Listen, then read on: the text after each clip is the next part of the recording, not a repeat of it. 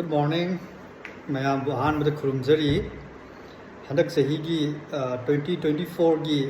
NEST exam NEST exam haina sahi khuding gi tawbani adu hojik form thari hari exam si akhoi clear tawraga basic science ta interested oiba candidate singna hojik Manipur gi maruoina Parikha di kosem gi parikha di thagraga class 12 ki result ngairiba singna hairiba exam si thabiraga basic science ta interest laiba IBD for example physics chemistry maths or biology subject mari sida apamba ma hayeng sahi manga gi integrated course ama tawnabagi program ni atu exam si laiba jun loirakpa da tawgadabani aduna form se me tha phawgi manungda form fill up hojik in process ta laibani mail oding na tawbi horo aduga moi gi yang phaba amna akoi gi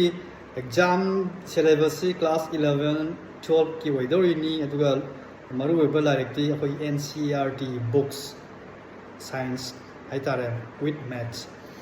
aduga subject mari gi questions lakani aduga subject mari makloini attempt tawbi yai adubu merit list semba matamdadi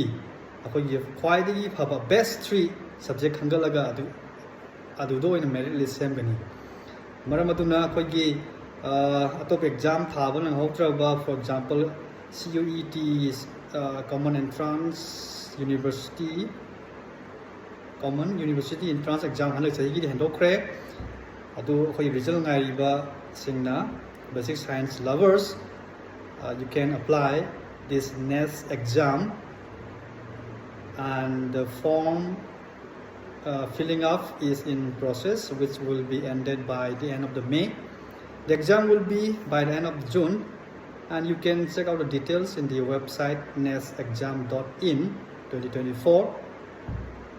si mahaijege aduga aina haining basi okay si exam si khoi khalaba matungda magi campus ani lei Bhubaneswar Mysore aduga khoi gi Mumbai University da hariba campus ani sida nangi basic science adu khoi gi 5 years integrated course ama tawna bagi khudung chaba aduni adu next exam thaning basingna hojingmak nestexam.in da changbiu aduga form fill up tawbi horo kurumjari jai hind bye bye